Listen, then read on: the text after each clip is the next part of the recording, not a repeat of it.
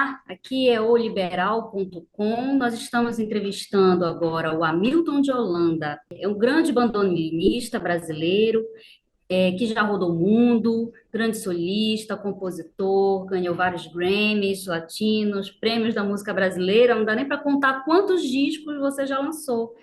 E aí agora o Hamilton de Holanda vem apresentar um novo álbum dele, o Flying Chicken.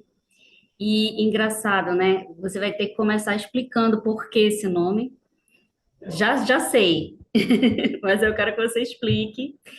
E depois eu quero te perguntar também sobre o que você achou de Belém. Você esteve recentemente em Belém, mas em vez da gente adiantar tudo agora, vamos por partes. Tá bom.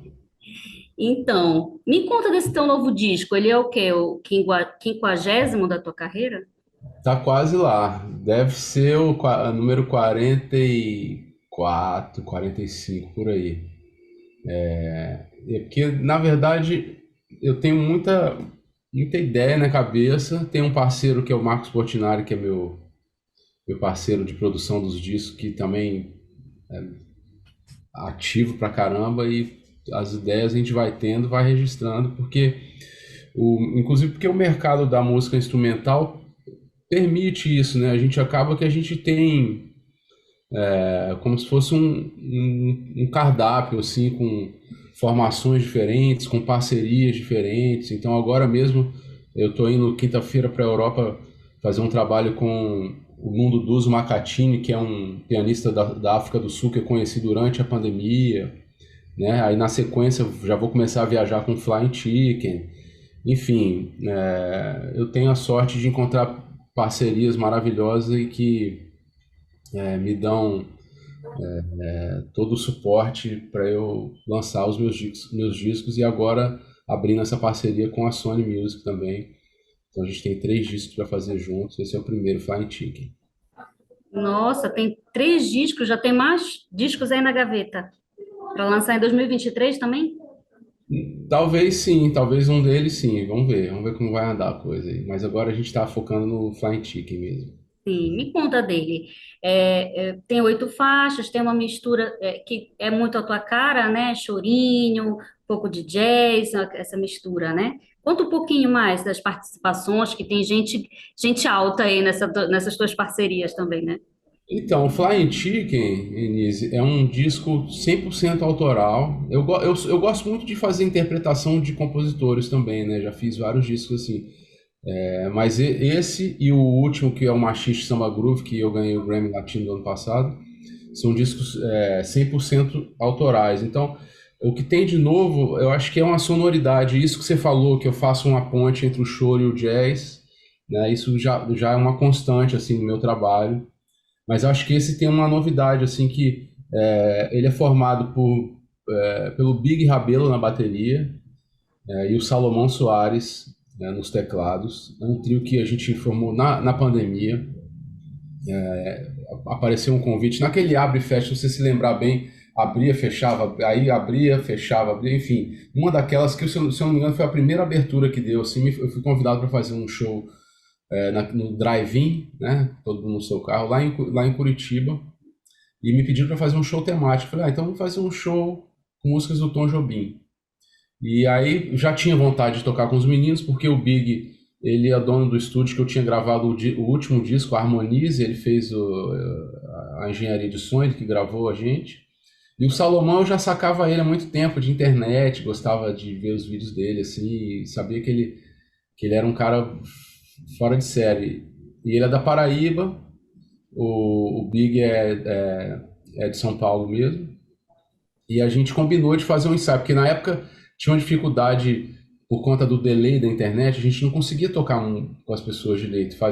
Era sempre aquelas lives, a gente tentava tocar e aí ficava um perseguindo o outro, assim. Mas inventaram na época um aplicativo chamado Jankazan e a gente começou a ensaiar para esse show de Curitiba. Quando a gente foi fazer o primeiro ensaio, eu estava aqui nesse quarto, aqui no Rio. O Big estava em São Paulo no estúdio, o Salomão também em São Paulo, mas na casa dele, no outro lugar. E a gente ligou, se conectou, ligou os instrumentos. Aí contamos 1, 2, 3 e a gente tocou junto e atacou juntinho o som. Eu falei, nossa, não é possível. Aí deu aquela emoção.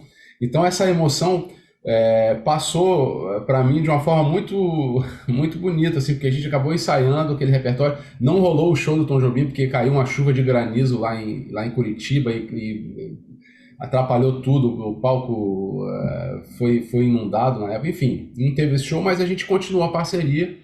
E o que eu acho assim, de interessante na sonoridade é que eu toco um instrumento que é muito tradicional e que tem uma cara mais antiga, vamos dizer assim, que é o bandolim, né? Mas aí eu consegui fazer uma mistura boa com a bateria, que é uma coisa que eu já faço sempre, mas nesse tem os teclados. Então, o Salomão toca uns teclados com uma sonoridade assim mais moderna.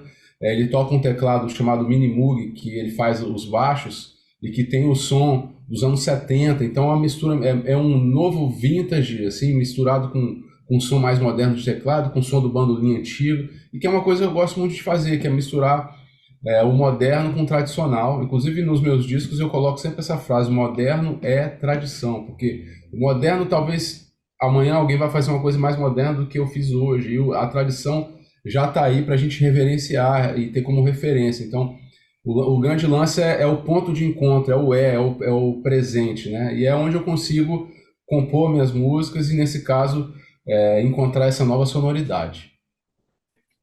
E aí me conta, quem é que cria um disco com o nome de Galinha Voadora? Fala dessa homenagem, e eu também me chamou a atenção o fato de você colocar em inglês, porque já é um álbum voltado aí para o mercado internacional também, né? Metade das faixas tem o nome em inglês. Sim, não propositalmente só para coisa do mercado internacional, mas ao mesmo tempo sim, porque se você for pegar minha agenda, por exemplo, metade dos shows que eu faço, ou talvez um pouco menos, mas mais ou menos metade, são shows no Brasil e a outra metade fora, né, em festivais de jazz. Então eu tenho uma conexão muito forte com a música, a minha música tem uma conexão muito forte com o público do exterior. E na verdade o Flying Chicken foi mais pela sonoridade do chicken, porque assim, o Frango é o cara que trabalha comigo há muitos anos, meu amigo há muitos anos, desde a época de Brasília, e é o meu técnico de som. E ele é um personagem assim muito particular, porque ele resolve tudo, sacou? É um cara que e é rapidinho, então se você ouvir a música parece que tem um cara correndo assim, né? E eu acho que ele voa, galinha e frango voa baixinho, mas esse frango ele voa muito alto, então eu achei que ele merecia essa homenagem. E, e o nome em inglês, o som do chicken, eu gosto esse som, eu acho legal. Então eu achei que ia ficar mais legal do que se fosse galinha voadora. Então por isso que saiu Flying Chicken. E as outras, que tem o nome em inglês, uma eu compus com um amigo meu, o Michael League, que é o líder da Snark Puppy, aquela banda americana. Que E ganhou o Grammy, né, também esse ano. eles ganharam também esse ano. É uma música que ela tem uma coisa interessante, que o último acorde é o primeiro, então ela parece que é um ciclo, assim, meio sem fim. E por isso que saiu com esse nome, Endlessly, né? E a outra, que é uma música que eu fiz para minha mulher, então fala Que é a mais romântica, né, do que é álbum. mais romântica, e tem o som do piano muito presente, assim, se você ouve, né? Aquele piano mais romântico. Então, eu achei que valia também o nome em inglês, por isso que eu coloquei. E aí, o útil ao agradável, a sonoridade, que eu achei que tinha a ver com essa possibilidade de expandir as fronteiras cada vez mais. E aí você comentou de uma das participações, fala da outra, do Xande de Pilares. Como foi que ele participou do teu álbum, da música Som Vai Conduzir, né? O Som Vai Conduzir. É. O Xande, na verdade, essa música é curiosa porque quando eu fiz ela instrumental, assim, quando eu compus ela no violão, ela tinha o nome de Afro Samba Novo, porque eu sou um devoto dos afro sambas, vamos dizer assim, do Baden e do Vinícius de Moraes. Uhum. E se você ouvir tanto essa como o Erezim também, tem essa mesma atmosfera do afro samba. Aí eu mandei pro Xande, bota uma letra dessa vez que você acha. Pô, ele botou uma letra maravilhosa. E daí da letra surgiu o nome, que é O Som Vai Conduzir. Então, eu gravei uma versão instrumental, espero num futuro breve aí também gravar uma versão com o próprio Xande. Pois é, eu soube que ele fez uma letra, é verdade? Então, a letra foi feita a partir dessa melodia do Afro Samba Novo e o nome da música veio da letra, é uma frase que tem na letra dele. Entendi. Bom, eu queria que você falasse um pouquinho agora que você teve em Belém recentemente. Você participou da Bienal das Artes em Belém e foi assim uma primeira Bienal depois de muitos anos que Belém teve. Foi super concorrida. Eu acho que tinha um público lá o quê? De umas 10 mil pessoas, não sei, não sei quantas pessoas. Eu achei muito legal te assistir lá. Você teve uma participação especial, né, do Adamor do Bandolim, você prestou uma homenagem, você deu uma declaração de admiração por ele, né, que é um mestre aqui nosso da cultura popular no estado do Pará. Eu queria que você comentasse um pouco como é que foi a tua vinda para cá, a tua participação nesse evento, como foi para você a impressão do público, o que que o público belenense te passou. Então, eu já tenho uma certa proximidade aí com o estado, porque já participei do Tapa Jazz também, já tinha tocado algumas vezes aí, já fui na casa do Gilson também, bar do Gilson, né? Onde tem um núcleo forte de choro, né? Então, eu conheço uma galera daí e, na verdade, não me surpreendeu, porque o público de Belém é muito quente, muito receptivo. Então, Mas o que era me surpreendeu, muita gente, aquele então, povo não é cabe isso que no eu quis bar dizer do assim, Gilson. assim, a alegria e a receptividade eu já esperava, mas eu não imaginava que era naquele lugar tão grandioso, com tanta gente. Sei lá, acho que tinha umas 15 mil pessoas, tinha muita gente. E um público que normalmente, nesses palcos maiores, está mais acostumado em ouvir música, só música cantada, né? Então eu cheguei com o bandolim e com os meninos, com o Bigo, o Salomão, e foi uma ovação, foi um negócio. Eu fiquei arrepiado, eu fiquei muito emocionado e tive a chance também de convidar o Adamor para ele fazer uma participação comigo, fazer uma homenagem, que é um cara que já há muitos anos leva a cultura popular aí do Pará, através do chorinho também, leva para, né, para cima, para o alto e avante sempre. Então, é um cara que eu gosto muito. Até nos falamos anteontem, na Páscoa, a gente se falou por telefone e tudo, enfim. É um cara que merece todo o carinho, todas as homenagens aí. E como foi que vocês se conheceram? Vocês já fizeram algum trabalho juntos além dessa apresentação? Eu conheci o Adamor através de amigos em comum. E eu acho que pessoalmente foi uma das primeiras vezes, talvez na primeira vez que eu fui aí, que foi no bar do Gilson. Ele estava por lá. E aí eu conheci ele lá. Mas depois, todas as vezes que eu vou aí, eu me encontro com ele. Teve até uma vez que eu estava no hotel, ele foi lá me ver. E do tempo que eu desci do quarto do hotel, peguei o elevador e fui me encontrar com ele, me veio uma melodia na cabeça. Eu acabei fazendo uma música e dei o nome de Taperebá. E Ah, aí depois legal. uma musicista japonesa que mora em Nova York gravou essa música. Então, enfim, o Adamo é um cara que eu já conheci também o Choro Marajó, que é um trabalho que ele tem, que mistura a linguagem popular daí, do Pará com a linguagem do choro brasileiro, né? Então, é um sotaque do choro específico que ele criou aí, junto com músicos aí de Belém. Então é um cara que eu já tenho uma admiração há bastante tempo e, enfim, todas as vezes que eu vou aí eu me encontro com ele. Como é que se dá o teu processo criativo? Você tem uma produção intensa, né, como compositor. Você chega a lançar 2, 3 discos, às vezes mais, num ano. Como é que é isso? Todo É, dia você compõe? então, assim, dentro da produção fonográfica, tem um lado meu que eu gosto muito de fazer, como se diz, gravar músicas de outros compositores. Então eu já fiz do Egberto Gismonti, do Hermeto Pascoal, do Milton Nascimento, do Jacó do Bandolim, do Chico Buarque, né? E é uma veia que eu tenho. Então isso ajuda a aumentar o meu número de discos. Mas eu tenho uma certa, como se diz, uma vontade incontrolável de fazer música sempre, né? Então, por exemplo, na pandemia, no ano de 2020, eu fiz 366 músicas. Cada dia eu fiz uma música, porque foi inclusive uma maneira que eu encontrei de sobreviver psicologicamente, espiritualmente, aquele período muito difícil. Então, eu fazia uma música, aí o dia para mim já começava já com o coração já dava uma acalmada e eu encarava aquele momento de uma maneira mais, com a mente mais clara, assim, com a visão mais clara da vida, né? E aí agora eu tenho sei lá quantas músicas eu tenho. Então, se eu parar de compor hoje, por exemplo, eu vou ter música para gravar o resto da vida. Então, mesmo assim, eu não paro de compor. Então, já fiz. Agora, a gente está em abril, né? Em março, fevereiro e março, eu tive uma turnê nos Estados Unidos com um músico sul-africano, que é com quem eu vou agora também para a Europa, o Mundo dos Macatini. E aí, poxa, eu pensei, pô, não tem nenhuma música nova para tocar com ele. Aí eu tava lá em Baltimore, a gente ia fazer o primeiro show lá em Baltimore, e aí no hotel eu fiz uma música e deu o nome de. Como é que era o nome mesmo em inglês? A Bit of Peace and Happiness. Um bocado de alegria e paz. Né? E aí, então é uma música nova que a gente está tocando. E às vezes, porque assim, a composição tem dois lados, né? Tem aquela inspiração que vem do nada, né? Que você de repente vem uma ideia. Às vezes eu estou deitado, às vezes estou dormindo, às vezes estou sonhando, eu sonho com a melodia, às vezes eu estou com um instrumento na mão, eu toco uma frase e vem uma ideia.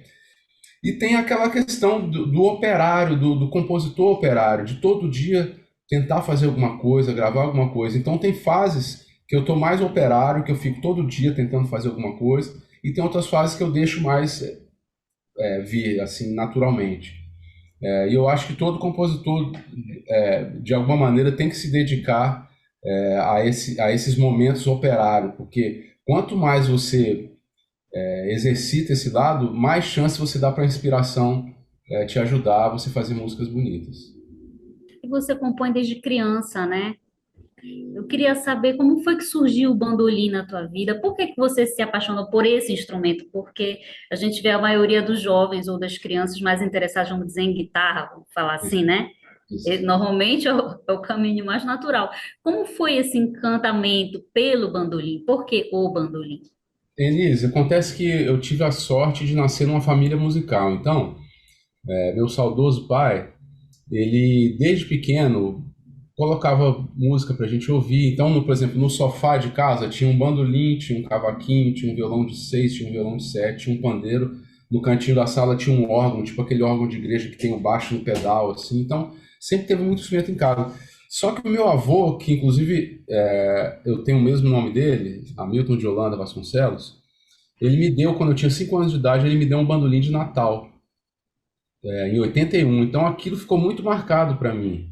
E aí o bandolim me pegou, não sei, na época eu não vou me lembrar por que que eu escolhi o bandolim, mas porque inclusive eu aprendi a tocar o bandolim antes de aprender a ler e escrever. Então eu tenho umas teorias assim que a minha avó gostava muito de bandolim, então talvez por isso meu avô, para lembrar dela, me deu o bandolim de presente, né? Aquela música Naquela Mesa ele gostava demais. Naquela mesa tá faltando ele, a saudade dele tá doendo em mim, que fala em bandolim, que o filho do Jacó do Bandolim compôs para ele, pro Jacó.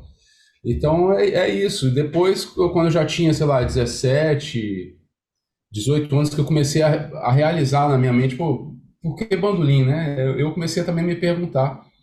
E aí meu avô já tinha falecido, então também eu não soube exatamente o motivo que ele me deu bandolim. Eu sei que é o meu instrumento principal. Eu toco um pouco de violão também, toco um pouco de piano, de cavaquinho, de baixo, gosto muito de baixo, um pouco de percussão. Mas o bandolim é que me pegou o som dele. Eu era Mas pequeno. você também fez uma invenção aí, né? Botou umas cordas no bandolim. Sim, justamente por tocar violão, então eu via o violonista tocar, tocando aquela coisa completa, fazendo a melodia, fazendo os acordes, fazendo o ritmo, tudo junto ali, também um piano, e eu tinha vontade de fazer isso com o bandolim. Então daí veio a ideia, né? Depois eu, claro, ouvi outros instrumentistas, o próprio Armandinho, que já tocava a guitarra de 5 cordas, depois descobri um bandolinista italiano também. Mas a minha vontade veio realmente de poder fazer as harmonias, né? Fazer a polifonia que a gente chama, que é misturar a melodia com os acordes e o ritmo. E aí pedi a um amigo meu que faz instrumentos, um luthier, para ele criar um bandolim de 10 cordas. Então isso foi em 2000. Então a partir daí, em 2000, ninguém fazia bandolim de 10 cordas no Brasil. Hoje, praticamente todos os luthiers que fazem bandolim fazem um bandolim de 10 cordas. Então Que bom, né? Deveria ter o teu nome, né? Esse instrumento. Não sei se teria o meu nome. Até tenho a Rosine faz um bandolim com a minha assinatura, com, né, um bandolim de 10 com a minha assinatura. Mas eu acho que assim, essas coisas são construções coletivas, né? Eu acho que eu fui o cara que botei os últimos tijolinhos, assim, e aí a partir da minha maneira de tocar, isso inspirou outras pessoas. Você também tem uma militância, né, na área cultural, assim, pelo choro. Conta um pouquinho, você ajudou a idealizar, no Congresso Nacional, o Dia Nacional do Choro. Como foi? Foi difícil? É difícil criar uma lei no Brasil. Então, você sabe que essa era a minha dúvida, assim, pô, como é que faz para criar um dia oficial de alguma, né? Porque na época, inclusive eu estava numa aula, eu tava dando aula na época para uma amiga minha, a Mônica, e a gente conversando, pô, tem dia do avô, tem dia do padeiro, tem dia do samba, tem vários dias assim oficiais, não tinha o dia do choro, né? E aí eu resolvi ligar para um amigo, o pai dele era assessor do Arthur da Távola, senador Arthur da Távola, que sempre foi um cara muito ligado à cultura. Ele tinha até um programa na TV Senado que chamava Quem Tem Medo de Música Clássica, que era uma coisa que passava todo domingo de manhã. Um cara bem bacana, assim, cuidadoso com a cultura mesmo. E aí eu liguei para esse tio, que eu chamo de tio, né, pai do meu amigo, tio Vilmar. Eu falei, tio, eu liguei para ele, estava no gabinete na hora, tio, como é que faz para criar um dia oficial de alguma coisa? Aí ele falou assim, mas dia oficial de quê, meu filho? Eu falei, ué, dia oficial do choro, porque dia nacional do choro, porque tem dia de um monte de coisa, mas não tem dia do choro. Ele, interessante, mas qual dia seria o dia do choro? Eu falei, dia 23 de abril, que é o dia do nascimento do Pixinguinha, que é considerado o cara, o pai do choro. E aí ele deu coisa assim peraí que eu vou falar com o senador. Ele deu coisa de, sei lá, 30 segundos, assim, aí voltou já para a ligação e falou, Hamilton, meu filho, falei aqui que o senador ele adorou a ideia, vai entrar com um PL, um projeto de lei, e aí isso vai para votação no plenário do Senado, depois da Câmara, e aí passando tudo vai para a mesa do presidente e ele sanciona a lei, se der tudo certo. E aí deu tudo certo, então essa ligação foi mais ou menos em 98, segundo semestre de 98. Aí dia 4 de setembro de 2000, a lei foi sancionada pelo Fernando Henrique Cardoso. Fernando Dia Nacional Henrique. do Choro, dia 23 de abril. Que bom, que maravilha. Aí a gente podia encerrar para você comentar assim, qual é aquela música, aquela faixa do novo projeto que é a sua favorita ou que seja o carro-chefe, para você comentar e você pode tocar um pouquinho? Posso. Deixa eu pegar o bandolim aqui. Só que acho que estão cortando a grama aqui do lado. Tá fazendo um barulho danado, mas vai parar já. Não, acho que é fumacê. Estão passando um fumacê aqui do lado, mas acho que não tá. Não cheguei para você, não. Então, posso escolher duas músicas? Pode ser duas? Pode, Porque pode. assim, é claro que é igual música é igual filho, né? A gente não tem uma que a gente gosta mais, a gente gosta de todas, cada um de uma maneira, né? A gente tem Tá enquanto, certo. né? Mas assim, nesse disco eu acho que tem duas que são bem emblemáticas. Uma é a própria Flying Chicken, que é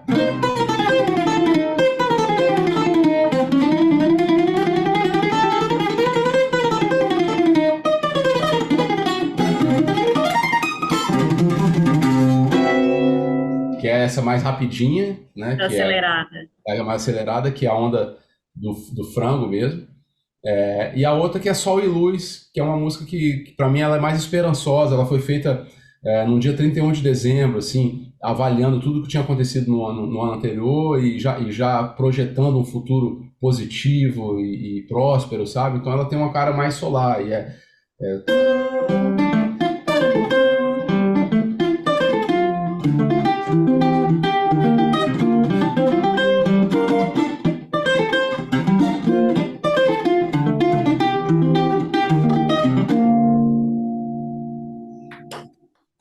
Muito obrigada.